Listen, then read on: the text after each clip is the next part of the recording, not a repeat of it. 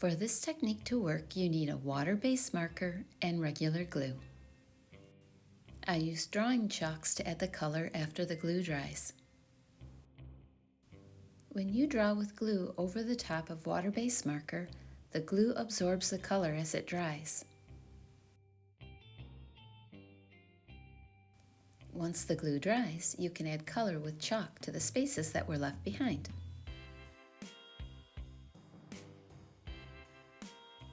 The important thing for this project is to make sure you're using a water-based marker.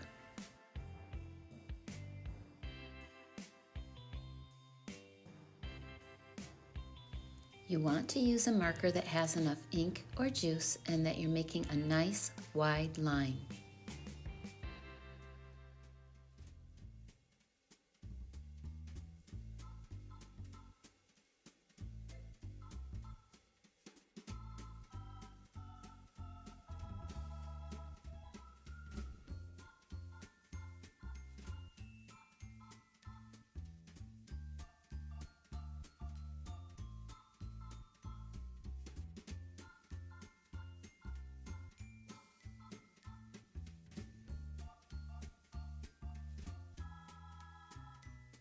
The design needs to be simple and the lines need to be spread out.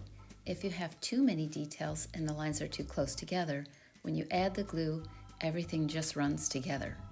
I found that out a little bit with this spider that I drew here. The lines in the body were too close together and I kind of got a blob instead of a nice crisp spider.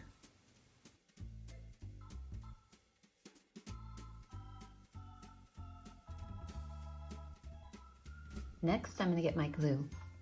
Okay, I'm going to turn this so I know it's open. And I don't want puddles. I just want to draw with the glue over the lines that I made.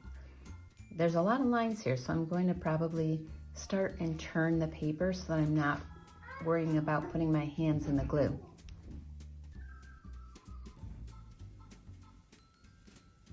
So I'm going to go slow and steady. I don't want to have it outside of the marker line, and I don't want a big puddle.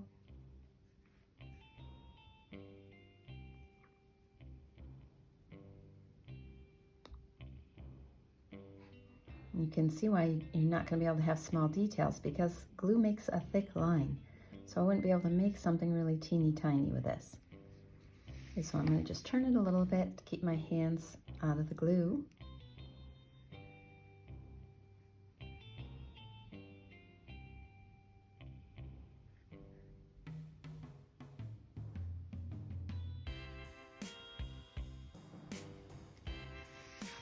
Turn a little bit.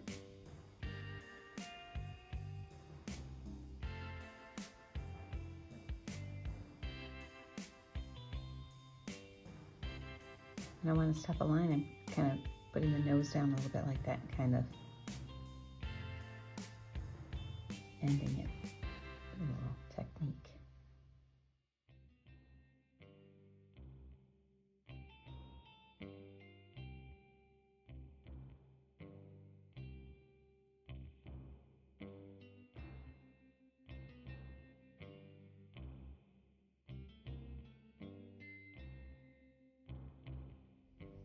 This is going to have to be the stopping point for day one because now we need to let the glue dry, and as it dries it's going to pick up the color from the marker.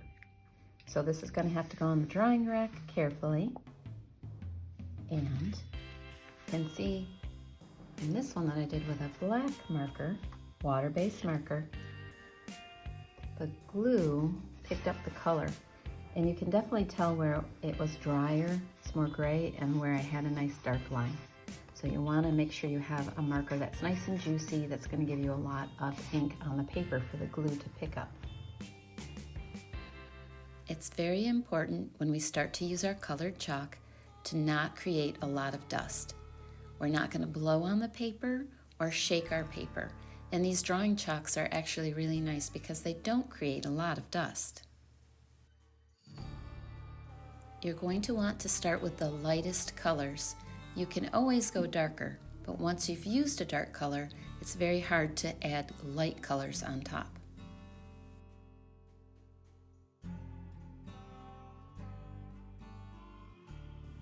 Pick 1 or 2 fingertips to blend with.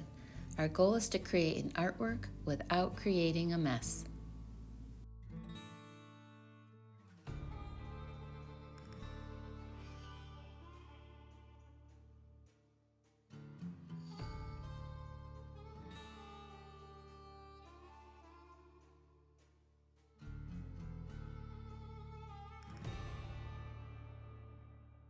I'm using traditional warm colors for my pumpkin: yellow, orange, and red.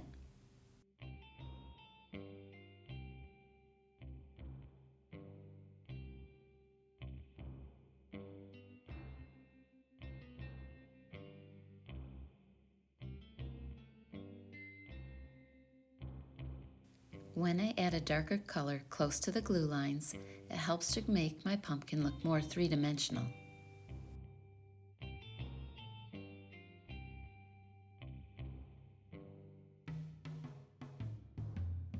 Now for my background, I'm going to use cool colors. Blue, green, and purple are cooler colors. They'll create contrast up against the warm colors of the pumpkin.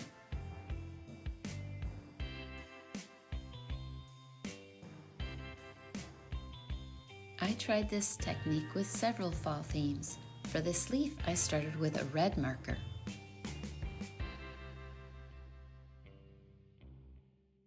Remember to keep your design simple.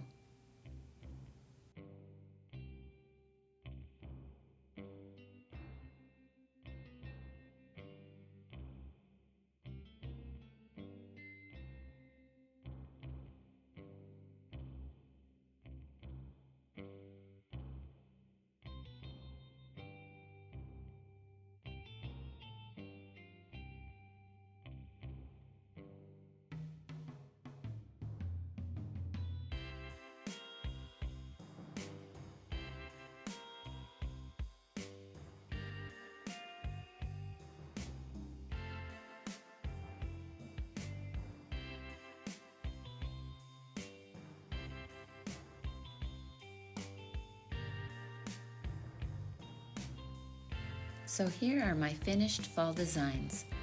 My leaf with the glue over the red marker, the spider web with the glue over a purple marker, and my pumpkin with the glue over the black marker. I can't wait to see what all of you create.